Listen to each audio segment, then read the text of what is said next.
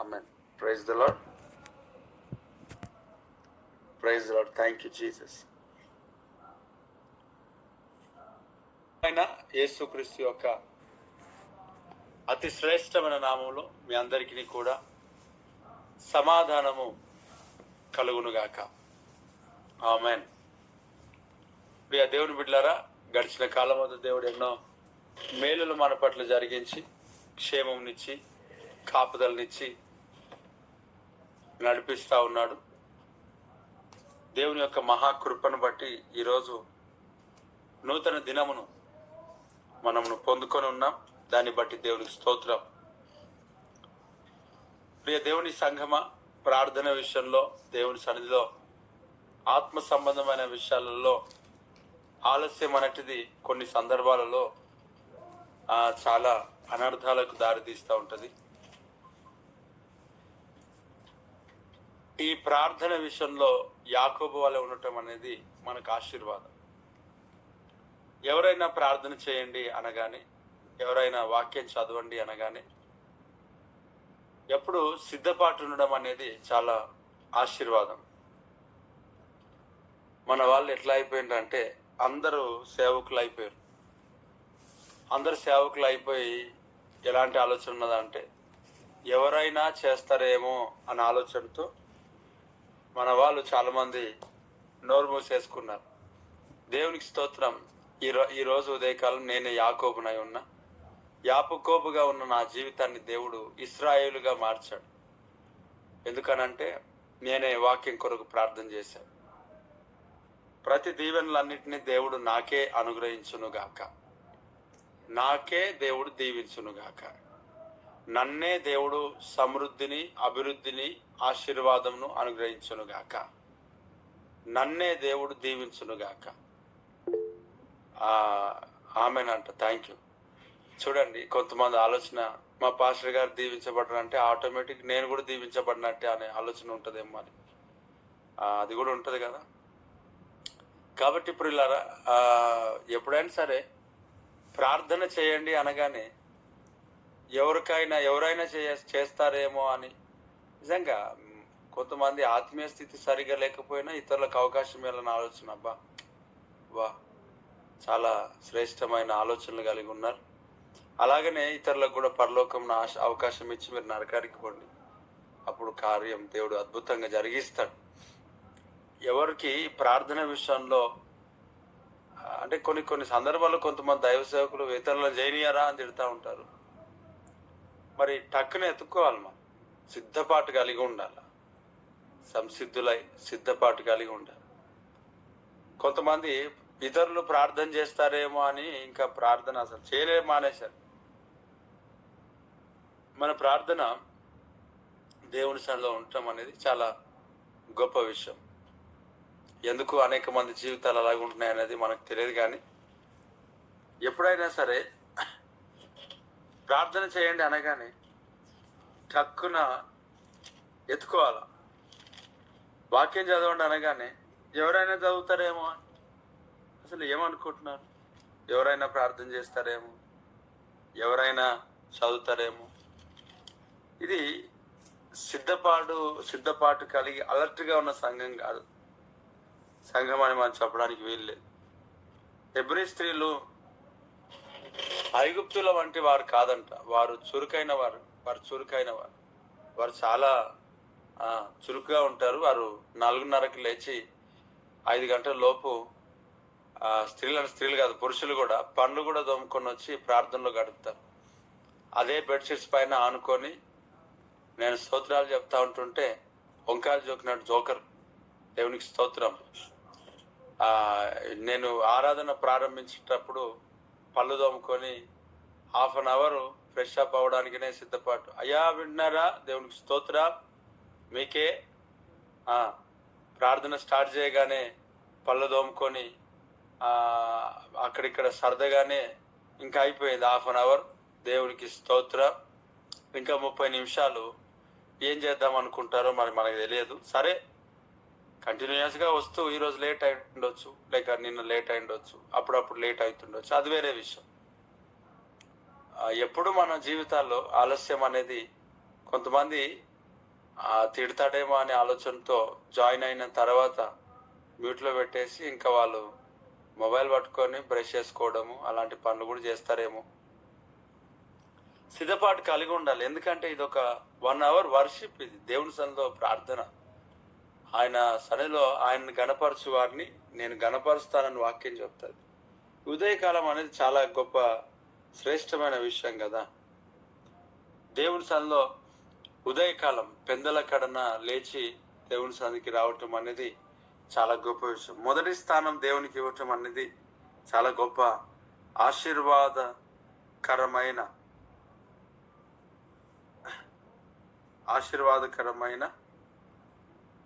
స్థితి. దేవుడికి స్తోత్రం. ఆశీర్వాదకరమైన పరిస్థితి.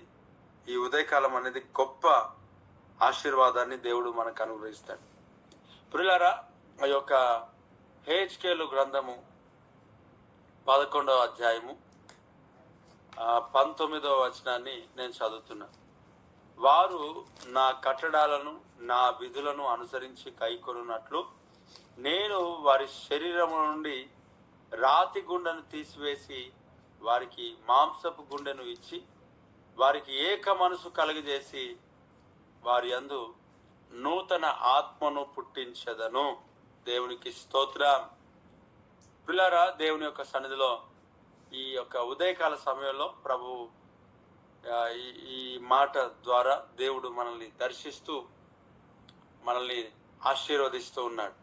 Praise the lord. దేవుని వాక్యం చెప్తా ఉన్నది, వారు నా కట్టడాలను నా విధులను అనుసరించి గైకొనున్నట్లు. దేవుని వాక్యాన్ని మనము అనుసరించి గైకొనాలి అని అంటే, దేవుని యొక్క వాక్యమును మనము ఫాలో అవ్వాలి అని అంటే, నడవాలి అని అంటే, ప్రియులారా మనము నడుచుకోవాలి అని అంటే, ఆ వాక్యాన్ని మనము అనుసరించి నడవాలి. అనుసరించి నడవాలి అంటే మన హృదయంలో కఠినం అవ్వకూడదు కదా. కఠినమైన హృదయాలు దేవుని వాక్యాన్ని అనుసరించి నడవలేరు. కఠినమైన హృదయం కలిగిన వారు దేవుని సన్నిధిలో వారు గడపలేరు. ఫరో హృదయము దేవుని సన్నిధిలో ఏమైపోయిందంట? కఠినమైపోయింది. కాబట్టి అనేక మంది జీవితాల్లో వాక్యాన్ని ప్రకటిస్తూ ఉంటున్నప్పుడు హృదయాలు కఠినం చేసుకుంటున్నారు. విన్న వాక్యాన్ని క్రియల్లో పెట్టలేకపోవటం అనేది చాలా ప్రమాదకరమైన పరిస్థితి. వాటన్నిటి విషయంలో దేవుడు మనల్ని లెక్కలోనికి తీసుకుంటాడు. ఆదివారము అనేది ఆరాధనకి ఎందుకు వస్తుంటున్నాడో తెలియదు. ఈ జైరాబాద్ బేతేల్ అపోస్తలిక్ మిషన్ జైరాబాద్ పరిచర్య సంఘం ఏదైతే ఉంటుందో, ఈ సంఘానికి అనేక మంది ఎందుకు వస్తుంటున్నారో తెలియదు. ఏదో కొంత ప్రారంభంలో అనారోగ్యాన్ని బట్టి రావటము, స్వస్థత పొందుకోవటము, వెళ్ళిపోవటము, అది బాగానే ఉంది. కానీ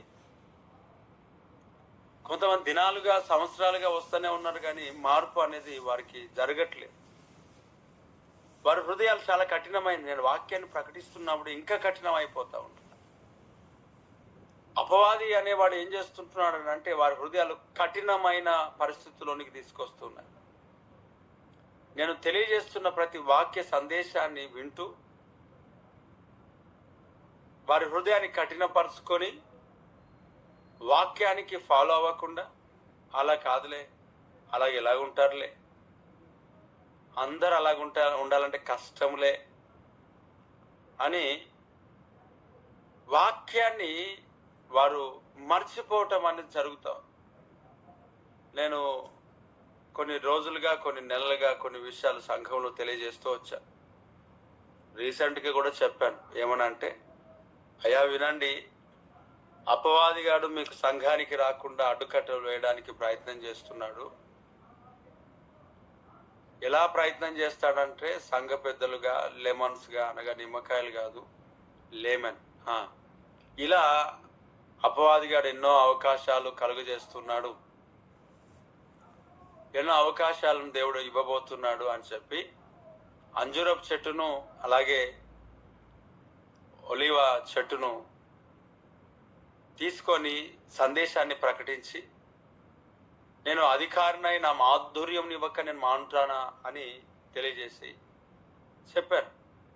చెప్పిన తర్వాత కొన్ని రోజులకి కొంతమందికి ఈ క్రిస్మస్కి బాడీస్ మారుతూ ఉంటాయి. బాడీస్ అని అంటే మరి మన శరీరం కాదు, లేక జిమ్కి వెళ్ళి చాలా లావుగా అయిపోవటం కాదు.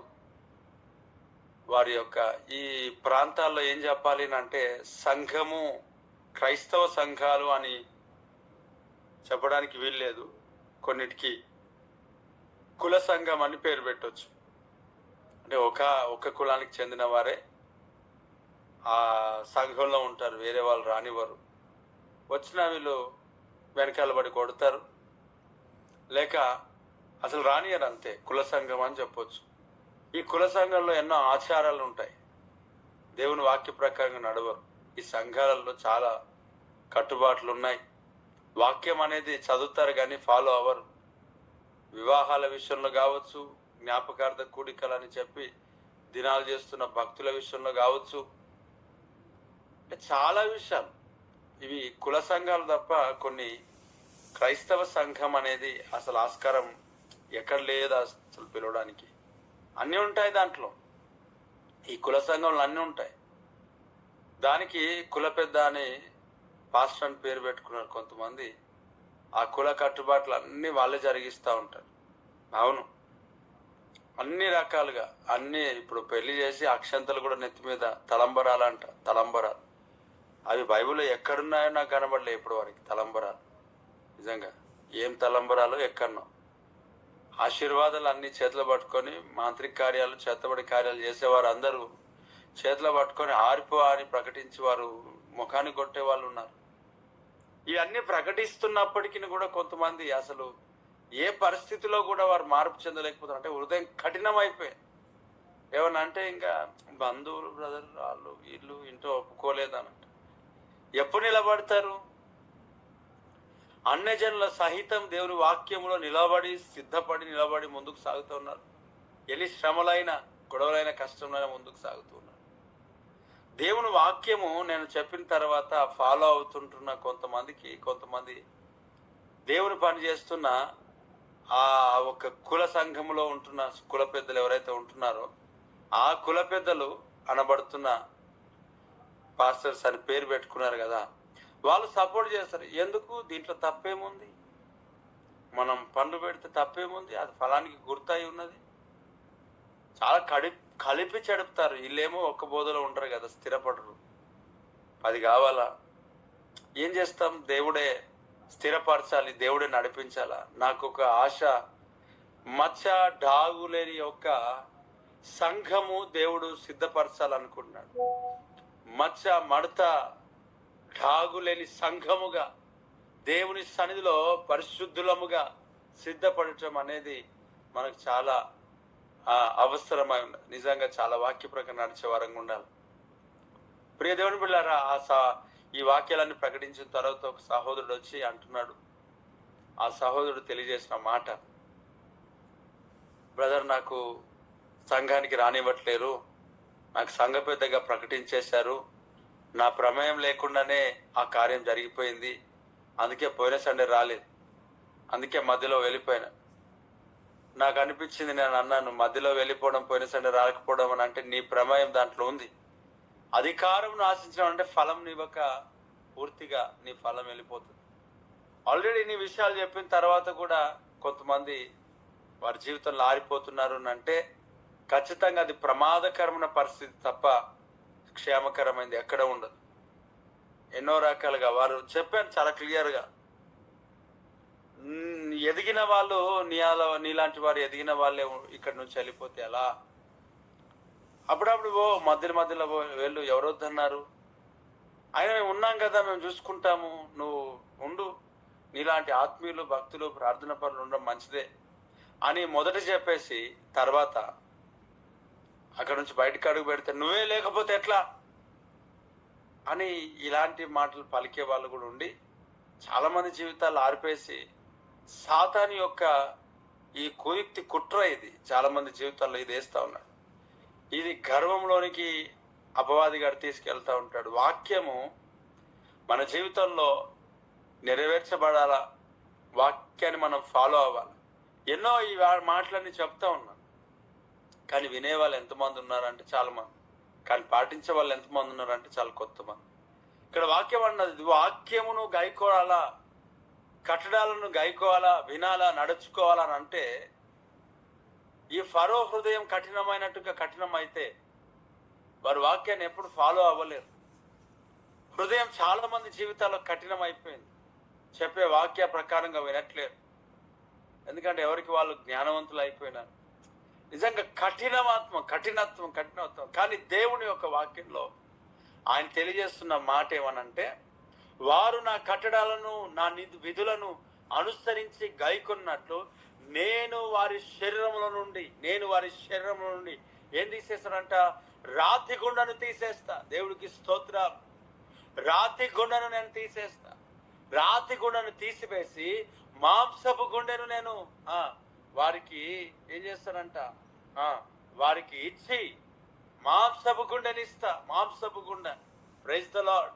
రాతి గుండె ఎప్పుడైతే తొలగించబడుతుందో, మాంసపు గుండె మన జీవితంలో ఎప్పుడైతే దేవుడు ఇస్తాడో, ఆ మాంసపు గుండె మన జీవితంలో అన్నిటినీ నమ్ముతుంది, అందరినీ ప్రేమిస్తుంటది, కన్నీటి ప్రార్థన చేస్తుంది. దేవుడికి స్తోత్రం.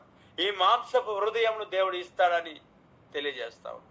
రాతి గుండె కఠినంలోనికి తీసుకువెళ్ళి ఆశా యొక్క జీవితం రాతి గుండెగా మార్చబడింది. ఏమైపోయినాడు? పూర్తిగా తనకు తానే నాశనం అయిపోయినాడు. సౌలు గుండె ఏమైపోయినది? రాతి గుండెగా మార్చబడింది. దావీదు గుండెగా ఏమైపోయింది? దేవుడు ఒక మాంస హృదయంగా దావీదు గుండెను, మెత్తనైన హృదయాన్ని దేవుడు చేశాడు. అందుకే పశ్చాత్తాపడ్డాడు. మెత్తనైన ఒక హృదయమును, ఆ గుండెను దేవుడు ఏదైతే చేస్తాడో అప్పుడు మనుషులు పశ్చాత్తాపడతారు, కన్నీటి ప్రార్థన చేస్తారు, లోబడతారు. రాతి గుండె యాజకులనే చంపుతుంది, యాజకులకే వ్యతిరేకంగా నిలబడుతుంది, సేవకులకే వ్యతిరేకంగా నిలబడుతుంది. అంటే ఆ పాత నిబంధనలో సౌలు అనబడుతున్న వ్యక్తి ఎవరైతే రాజు ఉన్నాడో ఆ రాజు యాజకులని చంపేశాడు. కానీ దావీదు నాతాను ప్రవక్త చెప్పాడు, ఏమని? ప్రియులారా, ఇదిగో ఆ మనుషుడు నీవే అని అంటున్నప్పుడు, అవును నేను పాపం చేసినని అక్కడికక్కడ పశ్చాత్తాపడ్డాడు. దేవుని సన్నిధిలో మాంస హృదయం పశ్చాత్తాపడినట్టు చేస్తుంది, రాతి గుండె విర్రవీగేటట్టుగా చేస్తుంది. ప్రియ దేవుని బిడ్డలారా, దేవుని సన్నిధిలో ఆయన వాక్యాన్ని గైకొన్నట్లుగా దేవుడు మాంసపు హృదయాన్ని దేవుడు ఇస్తానంటున్నాడు. అనగా రాతి గుండెను దేవుడు తీసేసి, నేను మాంసపు హృదయమును నేను వారికి ఇస్తా. మాంసపు గుండెను నేను ఇస్తాను, కఠినమైన హృదయం నేను తొలగిస్తా. పిల్లరా, దేవుని సన్నిధిలో ఈ వాగ్దానాన్ని పట్టుకొని నీ చుట్టుపక్కల వారిని గురించి, నీ కుటుంబస్తుల గురించి, నీ బంధువుల గురించి, అలాగే సంఘబిడ్డల గురించి నువ్వు ప్రార్థన చేయి. దేవా, రాతి గుండెను తీసివేయి, మాంస హృదయం నీవు దేవా ఇస్తానన్నావు కదా, నీ వాగ్దానం కదా, అటు కృప దయచేయి ప్రభా. నా కుమారుడు రాతి గుండె తొలగించబడాలా, మాంస హృదయం కావాలా, సంఘానికి రావాలా, మందిరానికి రావాలా. Praise the lord. ఎంత ప్రేమనంటే ప్రియులారా, సంఘానికి వస్తుంటుంటే బ్లాంకెట్ కప్పి ఇంట్లోనే, చలికాలం కదా రానివ్వరు, సంఘానికి రానివ్వరు. తల్లిదండ్రులే కొంతమంది పిల్లలు చెడిపేస్తున్నారు. మందిరానికి రానియకుండా, ప్రార్థనకు రానియకుండా, పర్లేదు బెట ఉండు అని. నిజంగా ఇదేమైనా చాలా మంది జీవితాలు, చాలా పిల్లలను చెడిపేస్తున్నారు. మన జీవితాల్లో రాతి గుండె తొలగించబడి ఆ మాంసపు గుండెను దేవుడిచ్చి ఏమన్నాడు? వారికి నేను ఏం చేస్తాడంట? ఏక మనసు కలుగజేసి వారి యందు నూతన ఆత్మ పుట్టింతును. దేవుడికి స్తోత్రం. Praise the lord. రాతి గుండెను తొలగిస్తాడు, మాంస హృదయాన్ని దేవుడు ఇస్తాడు. అలాగే వారికి ఏమి ఇస్తాడంట? ఏక మనసు దేవుడిచ్చి నూతన ఆత్మను దేవుడు పుట్టింపజేయబోతున్నాడు. ఆమేన్. మన జీవితంలో దేవుడు ఈ మాటని ఇస్తా ఉన్నాడు. దేవుని వాక్యాన్ని గైకొన్నట్లుగా, వాక్యాన్ని అనుసరించినట్లుగా. ఇన్ని రోజులు వాక్య ప్రకారం మనం నడుచుకోలేమేమో, వాక్య ప్రకారంగా దేవుడు నడుచుకున్నట్లుగా దేవుడు రాతి గుండెను తొలగించి మాంస హృదయాన్ని దేవుడిచ్చి ఏక మనసు, ఏక ఆత్మను దేవుడు ఇస్తాడు. ఏక ఆత్మ దేవుడు కలుగజేసి నూతన ఆత్మ దేవుడు పుట్టించబోతున్నాడు. ఈ యొక్క గుల్మిట్లో ఉంటున్నవారు, ఈ బేతెల్ అపోస్తలుల మిషన్ జెరూసలేము సంఘంలో ఉంటున్నవారు, దేవుడు రాతి గుండెను దేవుడు తొలగించి మాంస హృదయం దేవుడిచ్చి ఏక మనసు, ఏక హృదయం దేవుడిచ్చి అలాగే నూతన ఆత్మను దేవుడు పుట్టించబోతున్నాడు. ఏక మనస్సు అనేది మనకు అవసరం. సంఘంలో సేవకుడు ప్రకటించినప్పుడు ఆ వాక్యమునకు అంగీకరించాలి.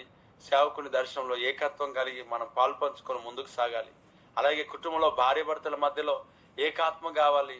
అనగా అననీయ సపీర వలె అయినప్పటికీ అననీయ సపీర వలె దేవునికి వ్యతిరేకమైన కార్యంలో ఏక మనసు కాదు, కానీ దేవుని చిత్తానుసారంగా నడుచుకునే ఏక మనస్సుతో దేవుడు నింపబోతున్నాడు. ఆమేన్. ఏక మనసు, ఏక హృదయం అనగా కుటుంబ యజమానులు ఏదైనా ఒక మాటను ఏదైనా తీసుకున్నప్పుడు దాన్ని అంగీకరించటం, దాన్ని ఏకీభవించటం. అదే సమయంలో అది తప్పైనప్పుడు ఏదైనా చెప్పినప్పుడు కుటుంబంలో దాన్ని అంగీకరించటం.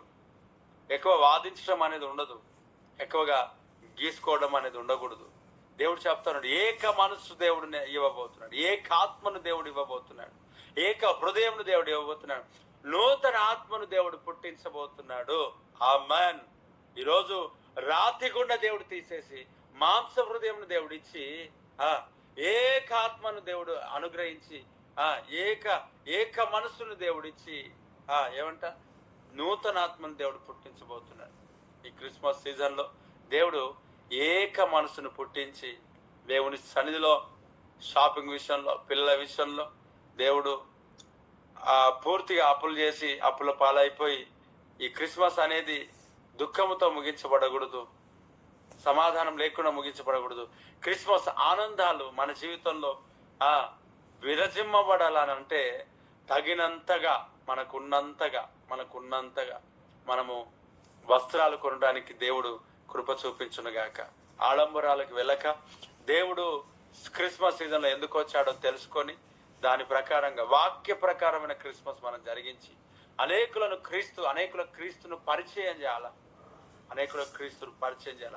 డంబముగా ఆడంబరాలకు వెళ్ళి ఒకరోజు వచ్చే బట్టలు వేసుకొని మొత్తానికి తిరిగి అవన్నీ మూలకేసి మరలా లాకర్లో పెట్టేసి మరలా తీయకుండా ఉండకూడదు. బట్టలు జాగ్రత్త.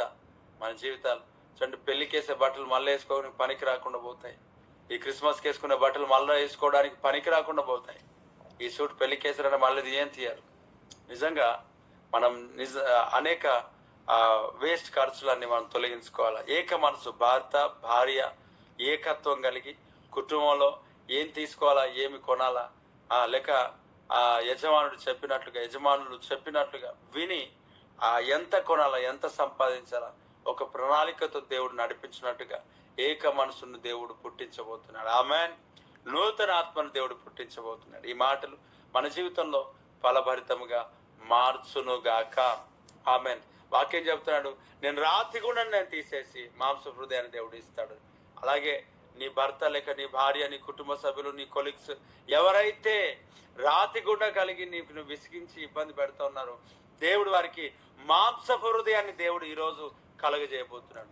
నీ శత్రువులకు దేవుడు రాతి గుండ తీసేసి మాంస హృదయాన్ని ఇచ్చి వాక్య ప్రకారంగా దేవుడు నడిపించబోతున్నాడు. దేవునికి స్తోత్రం.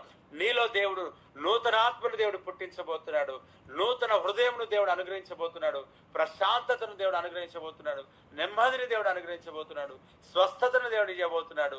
ఈ రోజు కావలసిన శక్తి సామర్థ్యాన్ని దేవుడు ఇవ్వబోతున్నాడు. ఆమేన్. మహోన్నతుడా, ఈ వాక్యం ప్రతి ఒక్కరి జీవితంలో ఫలభరితంగా మార్చి నిలవబెట్టమని, కృప చూపించమని, దీవెనకరంగా మార్చమని, నీ వాక్యమును గాయకున్నట్టుగా మాంస హృదయం మాకు అనుగ్రహించమని, మెత్తనైన హృదయాన్ని మాకు అనుగ్రహించమని నీకే స్తుతి మహిమ చెల్లిస్తూ ఏకాత్మను పుట్టిస్తానన్ను, ఏక హృదయంను, ఏక మనస్సును, నూతనమైన ఆత్మను అనుగ్రహిస్తాను. నీకు స్తోత్రం.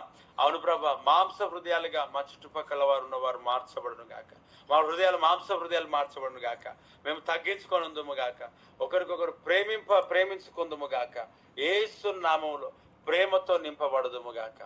In Jesus name, amen.